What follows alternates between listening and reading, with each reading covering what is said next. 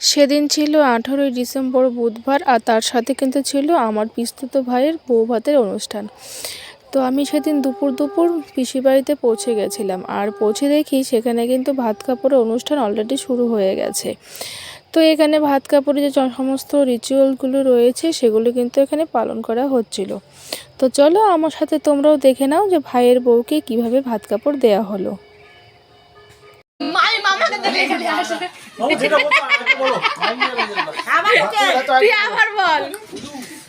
জোরে জোরে জোরে শুনতে পাচ্ছিস না, জোরে বলো।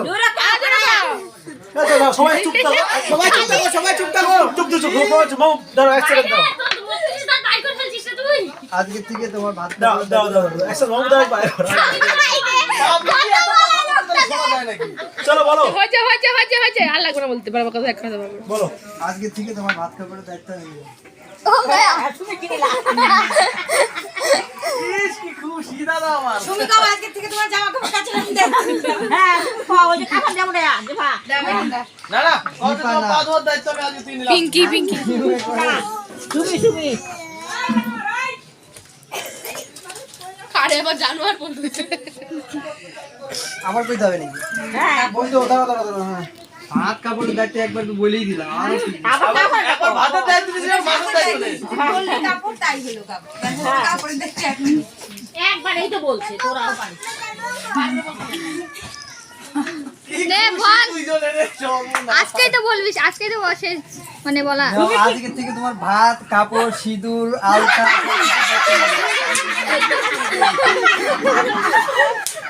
তারপরে ফোনের রিচার্জ, তারপরে মাথার খোপ আর চুল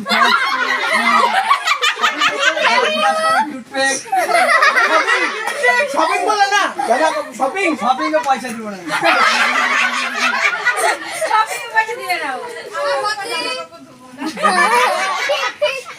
তুমি বলো কি দায়িত্ব নিলা?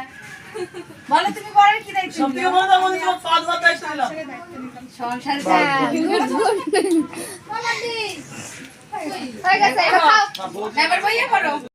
তো তোমরা দেখতেই পেলে ভাত কাপড়ের সমস্ত রিচুয়াল কিন্তু ভালোভাবে পালন করা হয়ে গেছে। আর এখানে দুজনের দায়িত্ব কিন্তু নিয়ে নিয়েছে, মানে বড় বউয়ের দায়িত্ব নিয়েছে, বউ কিন্তু সমানভাবে বরের দায়িত্ব প্লাস সংসারের দায়িত্ব নিয়েছে। আসলে ভাত কাপড় দেওয়ার মূল উদ্দেশ্যই হলো এটা, মানে যাকে বিয়ে করে তুমি এনেছো তার সমস্ত দায়িত্ব তোমাকে আজ থেকে নিতে হবে। তো এখানে ভাত কাপড়ের দায়িত্ব নেওয়ার পর এখানে বর বউ দুজনকেই কিন্তু খুব সুন্দরভাবে থালা সাজিয়ে খেতে দেওয়া হয়েছিল।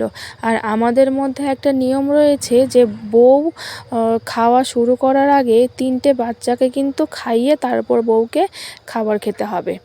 তো এখানে সেই নিয়মই পালন করা হয়ে গেছিলো, 3টে বাচ্চাকে ও খাইয়ে দিয়ে তারপর কিন্তু ওর বরকে খাইয়ে দিয়ে ও খাওয়া শুরু করেছিল।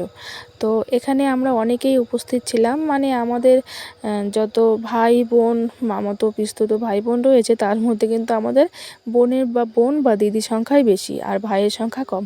তো এখানে আমরা সবাই প্রেজেন্ট ছিলাম। তো সেদিনে দুপুর আমাদের খুব ভালোই কাটলো, অনেক দিন পর একটা বিয়ে বাড়ির নেমন্তন্ন পেয়েছিলাম আর সেটা খুব ভালোভাবে কেটেছে, সব মিলে খুব ভালো লেগেছে। আর বিয়েবাড়ি মানেই হচ্ছে হাসি ঠাট্টা হইচই আর প্রচুর লোকজনের সমাগম। বিয়েবাড়িতে যদি সেরকম ভিড় না থাকে তাহলে কিন্তু বিয়েবাড়ি মনে হয় না। তো চলো তোমাদের সাথে আমি পরবর্তী যে আরও অনুষ্ঠান বা বউ ভাতের রাতের ভিডিও সেগুলো শেয়ার করবো। টাটা।